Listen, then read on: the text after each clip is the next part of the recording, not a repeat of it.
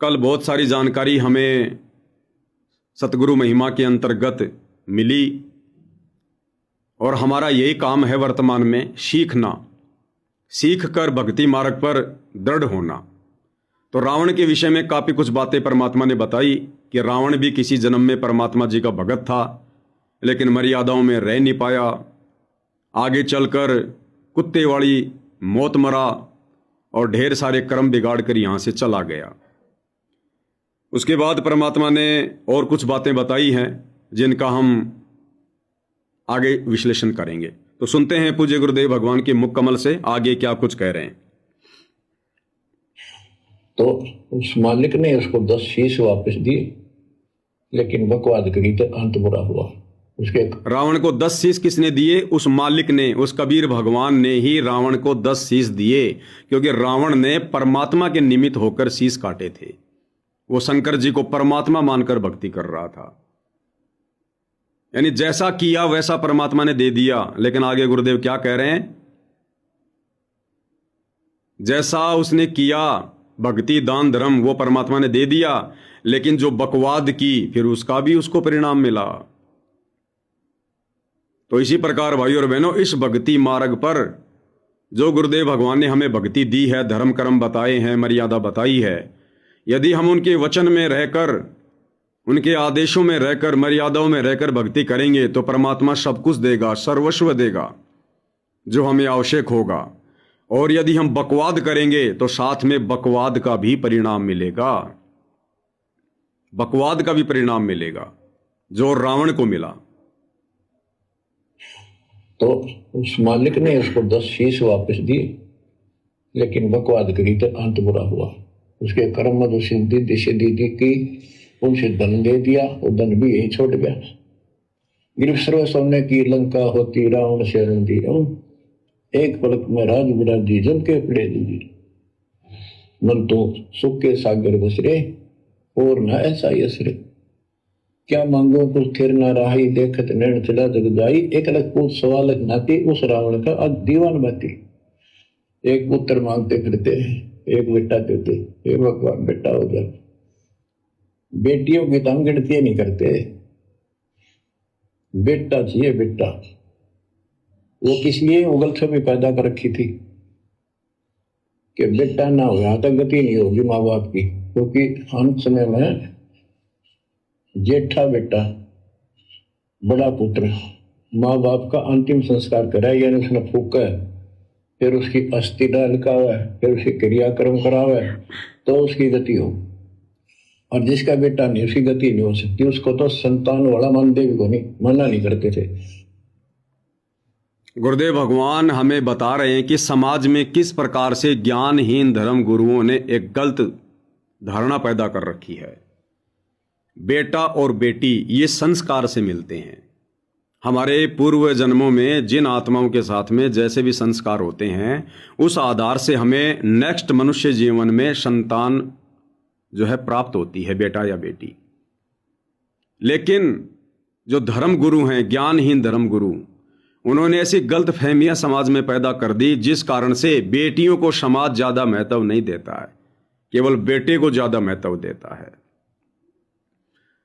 कि बेटा पैसे कमाएगा, बेटा धन कमाएगा, बेटा बुढ़ापे में तुम्हारा सहारा बनेगा, बेटी की तो तुम शादी कर दोगे, वो तो ससुराल चली जाएगी, बुढ़ापे में तुम्हें कौन संभालेगा, तुम्हारी कौन सेवा पानी करेगा। और यदि बेटा नहीं होगा तो फिर उस आदमी की मरने के बाद मुक्ति नहीं हो सकती, क्योंकि बड़ा बेटा बाप की चिता को अग्नि देगा तो बाप की मुक्ति होगी। ऐसी ऐसी गलत फहमियां इन अज्ञानी धर्म गुरुओं ने समाज में पैदा कर रखी थी। अब आप और हमारे लिए गुरुदेव भगवान शिक्षा दे रहे हैं कि भाई इस 13वें यथार्थ कबीर पंथ में सतगुरु रामपाल जी से उपदेश लेने के बाद, उनके भगत बनने के बाद, आपने किसी भी प्रकार से बेटा और बेटी में कोई फर्क महसूस नहीं करना, बिल्कुल भी। उन तमाम समाज की मिथ्या धारणाओं का हमने खंडन करना है, तोड़ना है, उखाड़ फेंकना है। बेटा हो जाए तो भी हमने ज्यादा खुशी नहीं जाहिर करनी, बेटी हो जाए तो भी हमने कोई ज्यादा खुशी या नाराजगी जाहिर नहीं करनी, क्योंकि इस भक्ति मार्ग पर भगत को ना तो बेटा देगा ना बेटी कुछ देगी। इस भक्ति मार्ग पर यदि भगत को कुछ मिलना होगा तो सतगुरु की मर्यादित भक्ति से मिलना होगा। और ना ही भगत ने सतगुरु रामपाल जी से उपदेश लेने के बाद बेटा या बेटी को अपने बुढ़ापे का सहारा समझना चाहिए। हम मान लीजिए उम्मीद लगा के बैठे हैं कि बेटा बुढ़ापे में मेरी हेल्प करेगा, मेरी मदद करेगा, मेरी सेवा करेगा, घर में पुत्र वधू आएगी, वो हमारी सेवा करेगी। क्या गारंटी है वो बेटा, क्या गारंटी है कि वो बेटा लंबी आयु प्राप्त करेगा? अगर वो बेटा तुम्हारी आंखों के सामने मर गया तो, अगर शादी होने के तुरंत बाद मर गया तो, वो बेटा अगर निकम्मा निकला तो, अगर वो शाकट निकला तो क्या करोगे? वो पुत्र वधू तुम जिसकी आस लगाए बैठे हो तोते की तरह, वो अगर शाकट निकली तो फिर क्या करोगे? फिर भगवान से अरदास करोगे, भगवान इससे अच्छा तो बेटा ही ना देते। तो पहले उम्मीद ही क्यों लगा रहे हो? उम्मीद केवल अपने गुरु से, उनके चरणों से, उनकी भक्ति से लगानी है। भगत का सहारा भगवान होता है, बेटा बेटी नहीं होते हैं। और जिन भक्तों ने अपने बेटा बेटियों से किसी भी प्रकार के सहारे की उम्मीद रखी है, फिर भगवान भी उसका अंत में उसकी सहायता नहीं करता, उसकी मदद नहीं करता।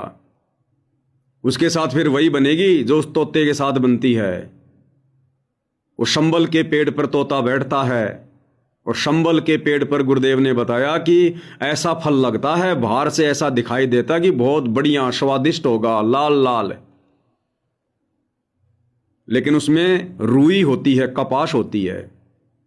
तोता कई वर्षों तक उम्मीद करता है, उसको निहारता है कि जब ये पक जाएगा मैं इसको खाऊंगा, मुझे आनंद आएगा। और पकने के बाद जब वो तोता उसमें चोंच मारता है, गुरुदेव ने क्या बताया? उस कपास में, उस रुई में तोते की चोंच फंस जाती है। जान बचाना मुश्किल हो जाता उसके लिए, जान बचाना जिसके ऊपर वो उम्मीद लगा के बैठा था। तो ये जो बेटा बेटी है ना, ये भाई और बहनों शंबल के फल की तरह है। जो इस भक्ति में आने के बाद अपने बेटा बेटी से उम्मीद लगाएगा, सतगुरु उसके निकट भी नहीं रहेगा। निकट भी ठीक है, यदि आपके बेटा बेटी भक्ति कर रहे हैं, अच्छे संस्कारी हैं, तो बहुत अच्छी बात है। अगर वो भक्ति पर लग गए हैं, बहुत अच्छी भक्ति कर रहे हैं, तो भी हमने बेटा बेटी से उम्मीद नहीं करनी है। आप सतगुरु से यही प्रार्थना करो, ये परमात्मा मेरा बुढ़ापा ही मत आने दो। ये परमात्मा जीवन तो थोड़ा ही भला, जय सत सुमरण होय, लाख बरस का जीवना लेखद रहने कोई। आप क्यों उम्मीद कर रहे हो कि मेरा बुढ़ापा आवे, मैं परेशान हूं, फिर मेरे बेटा बेटी मेरी सेवा करे? क्यों सोच रहे हो तुम इतना? गुरुदेव से ये अर्ज करो कि हे गुरुदेव मेरा बुढ़ापा ही मत आने देना। हे परमात्मा जल्द से जल्द मेरे से सतभक्ति कंप्लीट करवा के मुझे सतलोक ले चलो, मुझे इस गंदे लोक में नहीं रहना। आदरणीय गरीबदास जी आज से 300 साल पहले जब उनकी 65 साल की उम्र हो गई थी, गरीबदास जी ने सर्व संगत को कह दिया था, भैया मैं अब इस गंदे लोक में और ज्यादा नहीं रुकूंगा। ये कोई रहने की जगह है? कोई कैर टूट रहा यहां पर। तो भक्तों ने प्रार्थना करी है, गुरुदेव अभी मत जाओ, अभी मत जाओ, हमें आपकी आवश्यकता है, कुछ और ज्ञान सुनाओ। तो भक्तों की प्रार्थना पर आदरणीय गरीबदास जी ने कह दिया था, भैया लास्ट 6 महीने और रहूंगा मैं, इसके बाद मैं ऐसे गंदे लोक में नहीं रहूंगा। जबकि धर्मदास जी के, जबकि आदरणीय गरीबदास जी के तो बेटे भी भक्ति कर रहे थे, उनकी तो बेटियां भी भक्ति कर रही थी। उसके बावजूद भी गरीबदास जी ने कहा कि मैं इस गंदे लोक में नहीं रहूंगा भाई। और 6 महीने बाद में निर्धारित समय पर आदरणीय गरीबदास जी ने अपना शरीर छोड़ दिया। तो आप और हमने शिक्षा लेनी है इन महापुरुषों की जीवनी से। हम क्यों उम्मीद करें कि मेरा बुढ़ापा आवे? जिसने ये सोच लिया कि अभी तो मैं 60-70 साल तक जीऊंगा, वो भगत नहीं है, वो भक्ति नहीं चाहता, वो मजाक में ले रहा है भक्ति को। जिस दिन आपको ये ज्ञान समझ में आ जाए, जिस दिन आप इस गंदे लोक की गंदी व्यवस्था से भली भांति ज्ञान आधार से परिचित हो जाते हो, गुरुदेव कहते हैं रोना शुरू कर देना चाहिए, अपने गुरुदेव के चरणों में पड़कर रोना। कि हे गुरुदेव भगवान, इस कुत्ते पर रहम करो, रजा करो। हे परमात्मा, आप अपने धरती पर रहते सहते मेरा शरीर छुड़वाओ परमात्मा, बाद का किसने देखा। रो रो के मालिक से प्रार्थना करनी चाहिए। बेटा बेटी का सारा किसने देखा है। हम अपनी आंखों के सामने रोजाना घटित हो रही घटनाओं को देख नहीं रहे क्या। जिन्होंने बड़े लाड से, बड़े प्यार से अपनी बेटी को पाला, अपने बेटे को पाला, बड़ी बड़ी उनको शिक्षा दिलाई, विदेशों में उनकी पढ़ाई करवाई, आज उन माता पिता की क्या दुर्गति हो रही है। वो बच्चे उनके दर्शन करने भी नहीं आते। पड़ोसियों को पता चलता जब उस घर से बदबू आती है, उनके माता पिता जब सड़ सड़ के मरते हैं, जिनके बच्चे विदेशों में पढ़ते हैं, जो बच्चों के भरोसे जीवन जी रहे थे, आज वो वृद्ध आश्रम में पड़े हुए हैं। वृद्ध आश्रम में बच्चे उनके दर्शन करने भी नहीं आते। तो भाई और बहनों, गुरुदेव हमें यही शिक्षा दे रहे हैं कि नकली धर्म गुरुओं ने बेटा और बेटी के बीच में अज्ञानता के चलते जो इतना बड़ा फासला पैदा कर दिया, आप और हम भगत भाई बहनों ने इस फासले को मिटाना है। अगर किसी भगत के घर में लड़की हो जाती है, नाक नहीं चढ़ाना चाहिए, अन्यथा परमात्मा नाराज होगा, फिर भक्ति नहीं है तुम्हारे घर में। लड़का हो गया, ज्यादा खुशी जाहिर नहीं करनी चाहिए, क्या पता हो काल का दूध पैदा हो गया हो, क्या गारंटी हो भक्ति करेगा। करेगा तो अपने लिए करेगा, उस आत्मा के अपने संस्कार हैं। ना जाने कितने जन्म में वो आत्मा जो तुम्हें छोटा सा बच्चा दिखाई दे रहा है, जिसके प्रति हमारा मोह उमड़ रहा है, ना जाने कितने जन्मों में वो रावण रह चुका है, वो कंस रह चुका है, दुर्योधन की भूमिका कर चुका है। आज आप उसके बाप हैं, आपके घर में वो पैदा हुआ है। ना जाने कितने जन्मों में वो आपका बाप रह चुका है, कितने जन्मों में वो आपका दुश्मन, आपका शत्रु रह चुका है। यहां हर एक आत्मा अपना कर्म संस्कार भोगने आती है और हमने इन संस्कारों से पीछा छुड़वाना है। उनमें ज्यादा आसक्ति नहीं रखनी, ज्यादा मोह ममता नहीं रखनी उनके अंदर। कल नहीं बताया परमात्मा ने, मोह के अंदर 10,000 हाथियों जितनी पावर है। यदि हम अपने छोटे छोटे बच्चों से आवश्यकता से ज्यादा लगाव रखते हैं, आवश्यकता से ज्यादा लाड प्यार करते हैं, वो हमारा मोह हो रहा है उनके अंदर, काल फांस रहा है, हमारी आध्यात्मिक शक्ति खींच रहा है। इस मार्ग में आने के बाद, ये ज्ञान होने के बाद, पहली बात तो परमात्मा से अर्ज करो कि परमात्मा पीछा छुड़वाओ। मालिक मैंने तो मोक्ष करवाना है, बाढ़ में जाए शादी, बाढ़ में जाए रमेणी, असंख्य जन्म हो गए गंदे कर्म करते हुए। पहली बात तो पीछा छुड़वाना चाहिए। और यदि जाने अनजाने में आपकी शादी भी हो गई है, रमेणी भी हो गई है, तो कोशिश करो भगवान कोई आत्मा घर में ना भेजना। हे परमात्मा भक्ति कराओ, हे परमात्मा आफत में मत डालो। कल को वो घर में पोता होगा, पोती होगी, छोटे छोटे बच्चे पैदा होंगे, तुम बैठोगे सुबह सुबह सुमरन करने के लिए, वो उधर चिल्लाएगा, कभी लैटरिंग करेगा, कभी कुछ करेगा, कभी बीमार होगा, भगो डॉक्टर के पास लेके, रातों को नहीं पड़ने देगा। तो गुरुदेव भगवान से हाथ जोड़ना चाहिए। जिनके संतान नहीं है उन्होंने हाथ जोड़ना चाहिए कि भगवान देना भी मत। ये जबरदस्ती के संस्कार जो मैंने मेरे गले में डाल लिए हैं शादी करके, हमने तो संस्कार घटाने चाहिए। और हम रमेणी करके, शादी करके, एक नई आत्मा के साथ संबंध जोड़ के हम संस्कार बढ़ा रहे हैं।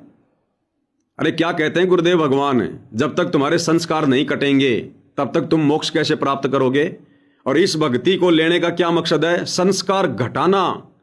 और हम रमेणी करके एक आत्मा के साथ में संस्कार बढ़ा रहे हैं। एक आत्मा और जोड़ ली हमने, फिर उसके बच्चे होने शुरू हो जाएंगे और संस्कार बढ़ते चले गए। तो हम तो फंसते जा रहे हैं, काल का आहार तैयार करते जा रहे हैं। खाई खुराका पहन पोशाका, यम का बकरा बढ़ता है। तो भाई और बहनों, सतगुरु रामपाल जी के भगत होने के बाद बेटा और बेटी में कोई फर्क नहीं, कोई अंतर नहीं। जिसके बेटा है, बेटी है, अच्छे से उनको परमात्मा की भक्ति पे लगाओ। सांसारिक पढ़ाई से ज्यादा परमात्मा वाली पढ़ाई में उसको कहो कि भाई इस पढ़ाई में ज्यादा ध्यान दो। अब हमने वो पढ़ाई नौकरी के लिए नहीं पढ़नी है। भगत कभी भी अपने बच्चे को नौकरी के मकसद से नहीं पढ़ाएगा। अगर वो भगत है तो, अगर ज्ञान है तो वो नौकरी कुछ नहीं देगी, परमात्मा की भक्ति से सब कुछ मिलेगा। ये दुनिया को नौकरियां भी, बड़े बड़े पद भी परमात्मा की भक्ति के प्रतिफल में मिलते हैं, जैसी भी उसके पास में भक्ति है पूर्व जन्म की। हम तो डायरेक्ट परमात्मा की शरण में हैं। संस्कार नहीं है तो बना सकते हैं, मौका हमारे पास आज। हमारे गुरुदेव भगवान ने खुद नौकरी को ठोकर मार के यही तो दिखाया कि नालायकों, काई की नौकरी, तुम भक्ति करोगे, फिर तुम तो दुनिया की गुलामी करोगे। तुम्हारे ऊपर कितने अधिकारी होंगे, कितने अफसर होंगे, तुम तो दुनिया की गुलामी करोगे, दुनिया की नौकरी करोगे, भगवान की क्या खाक करोगे। कहां तुम भक्ति को समय दोगे। 10-20 हजार रुपए के लालच में सारा दिन गधे बने रहोगे तुम। तो भगवान ने खुद नौकरी छोड़ के दिखाई ताकि आने वाले समय में मेरे से कोई नौकरी ना मांगे कि गुरुदेव नौकरी दे दो, नौकरी दे दो, छोरा नौकरी लग जाए। ये सबसे बड़ी नौकरी है, सतगुरु की सेवा। इसको मर्यादा में रह के करो। इससे बड़ी कोई सर्विस है क्या, कोई नौकरी है क्या। इससे हमें सब कुछ देगा सतगुरु, सारे काम सरेंगे हमारे। भाग्य में नहीं होगा तो भी परमात्मा दे देगा, और कहां से दे देगा, कैसे देगा, हम सोचते रह जाएंगे। फिर भी हम नौकरियों के पीछे लगे रहते हैं। तो सतगुरु रामपाल जी का भगत, उसने बेटा बेटी में किसी प्रकार का कोई अंतर नहीं समझना चाहिए, और ना ही बेटा बेटी के ऊपर उसने आश्रित होना चाहिए कि ये बेटा मुझे संभालेगा, बेटा मुझे बुढ़ापे में रोटी देगा। नहीं,